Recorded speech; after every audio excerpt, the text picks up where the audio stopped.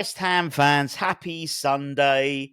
Uh, yeah, Sunday following yesterday's game. Let's be honest, it was. I I genuinely believe a point in reflection was probably the best. Was probably a good result.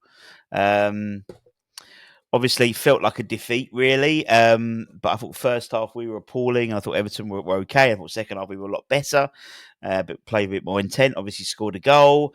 But our defensive frailties are still very much prevalent. And I was sort of trying to make this point.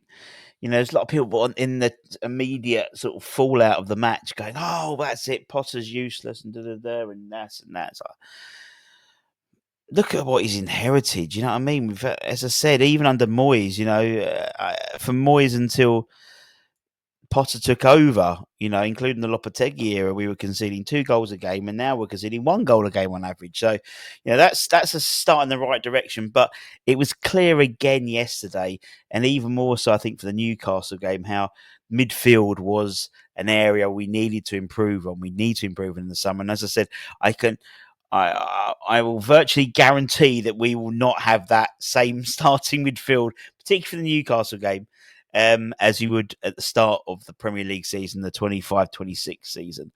And it's clear. And as I said, we did a Hammers Hot Takes show about a week or so ago. And one of the questions was about the midfield being the priority. And I did a show the other day saying I was wrong.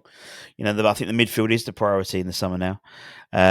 And we've been linked with a whole host of midfielders, but an interesting one we were linked with on Friday, and it's a player we've been linked with before.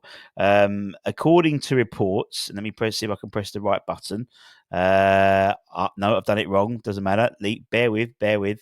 According to reports, let me press this button properly. No, there we go. You can tell it's Sunday morning. There we go. According to reports, West Ham have been linked with a move for the 22-year-old American midfielder, Yunus Musa. He's a player we've actually been linked with before. We were linked with when he was at Valencia. I think it was Valencia, and a player we were heavily linked with until he signed for AC Milan. I want to say it wasn't last summer, it's the summer before. Summer of Love. Summer of 2023, I think it was. He's a US international. He's been capped 40, 50 times for his country, but he is exactly the type of midfielder we need in the summer. He's a powerhouse. He's got energy. He's got dynamism. He's athletic. He can bring the ball forward. And I think it's something we're craving. And him alongside, for example, Freddie Potts as that CDM role, or an Alvarez, them as a two would be dynamic and would completely change our midfield. I've been crying out for someone like a Youssef Fofana, and I think to all intensive purposes, Yunus is that type of player. He's a real powerhouse, and us and Newcastle are both interested in him. We're led to be believed that the price tag is around 25 million quid for him. And according to Milan Live, both us and Newcastle have thrown our hat in the ring to sign him. And by all accounts, he is up for grabs for around £25 million. Now, that to me is an absolute bargain, which is crazy nowadays. It used to be about £5 million was a bargain, and it was 10, 15. I think 20 to 25 for this gentleman at 22 years old, with the experience he's got behind him and what he could bring to the table, is a bargain. Is the same type of price bracket, so to speak, as someone like a Kudus. Looking at Kudus, if he goes in the summer and goes for 70, 80 million pounds, you've doubled, you almost tripled your money on him. And And I think for him as well, he's 22, his formative years ahead of him, a good 3 or 4 years maybe in West Ham, and, then potentially moving on, because, I mean, the sell-on value is something you have to bear in mind as well. You could easily be doubling your money, tripling your money on him, I think, if his trajectory carries on the way he's going. And, we've been linked to a number of Italian or players from Serie A. Obviously, Conny De Vinter from Genoa, Thomas Christensen from Udinese, Tomori from AC Milan as well, Tammy Abrahams as well. So it does seem that it's a bit of a hunting ground. But honestly, I think Younes could be a fantastic player for us. And it's one that makes me slightly moist, I'll be honest.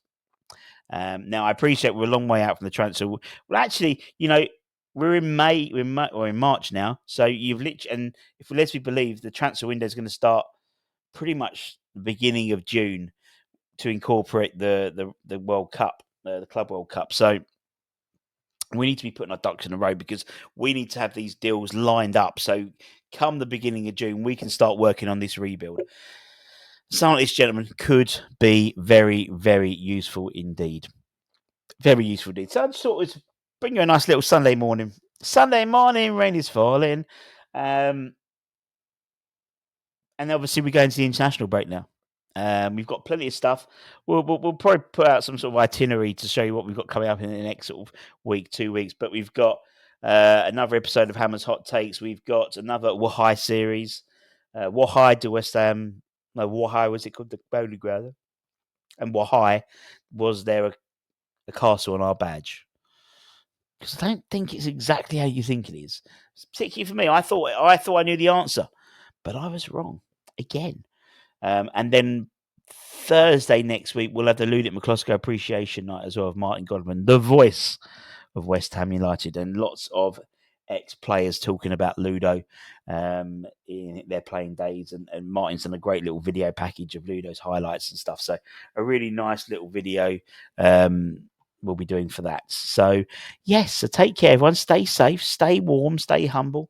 Don't forget to give it a like. Thank you to our new subscribers as well. And I'll see you guys soon. So take care. Much love. Buzzy bye. See ya. Don't want to be ya.